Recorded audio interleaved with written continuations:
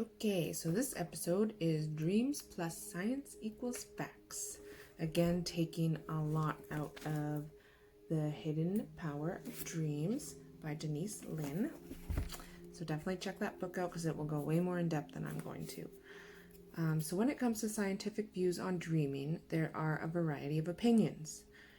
Dreams usually occur during REM sleep, that's what we know for sure. And something I wanted to add about REM sleep, so that is rapid eye movement. When you're sleeping and you know your eyes are going back and forth, or you've seen someone else's eyes do that thing, like you see all those things, that's apparently actually messages from your nerves for your main muscles to go semi-paralyzed while you're in REM sleep, so that you don't end up punching and kicking and flailing around. So, psychotic symptoms and hallucinations can occur without REM sleep because we're being deprived of balance. Now,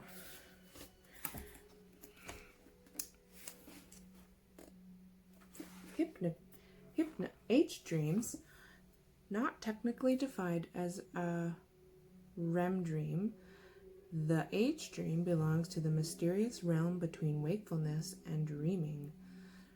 So that is the word for when you know that you're dreaming, but you're still, you know you're awake, but you're dreaming. You know what I'm talking about. Usually quick random images, country scenes, or faces. It's like a radio flipping through random stations. Yeah. So next.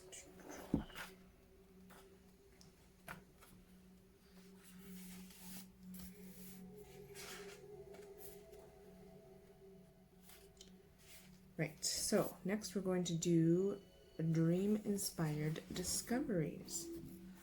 So we're going to start with Niels Bohr, the man who developed the theory of the structure of the atom, also based his discovery on a dream.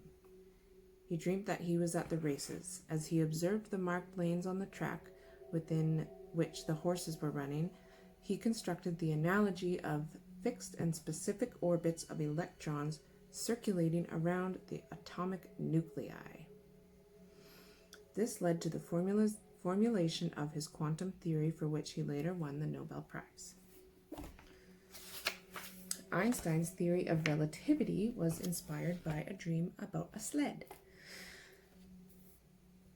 Elias Howe invented the first sewing machine due to a nightmare that he was being attacked by a tribe. As for psychologists, there were also many theories, but I just chose two from the book that I found interesting. There are many more if you want to check it out. Sigmund Freud had his patients speak in detail about their dreams and take note on the thoughts that invoked. So he was more concerned about how you felt about what you seen rather than what you actually seen. Whereas the Swiss psychologist Carl Jung felt a dream object could be just as it is. Not everything was a phallic symbol. However, he felt as though dreams were a way to dive into the collective unconscious. Jung liked working with a series of dreams, whereas Freud preferred to concentrate on just one at a time. So this is where I just wanted to say that I know schooling is not always in the cards for everybody. So sometimes if even you're just not ready to go to school, it's okay to just go buy a book about something you're interested in learning, because that's how I started doing this. Didn't want to go to school yet, so I just started buying books about things that I thought were awesome. So now I'm going to show you a few of my little books.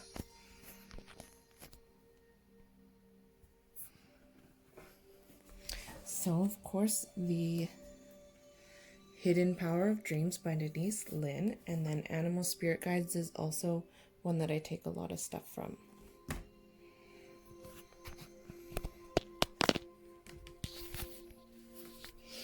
Then we're going to come over here. Welcome to my little living room.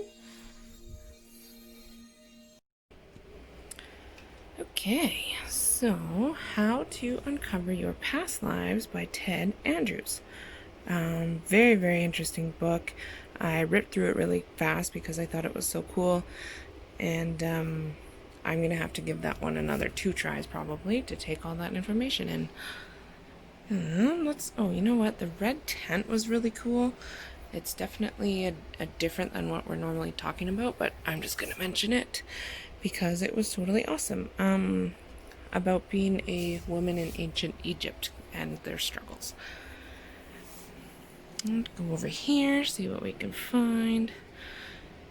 The Secret History of Witches was super awesome story as well.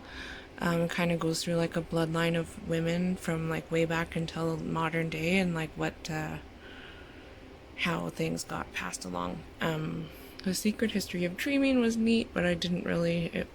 It's neat to read once in a while. What else is over here? There's that one. The Yoga of Sleep and Dreams. Where did I put it? Oh, there it is. This one, very neat book. It was actually left here by person after person that just kept leaving it at my house, so I guess it's for me now. Very interesting. Just read it. Now, this one, last but not least, is my very first one that I bought about yoga, and I'm so glad I did because it was one of the best ones that I've ever read still, and I recommend it to everybody that I talk to. Look, we've got a chapter on self-judgment, connection, service.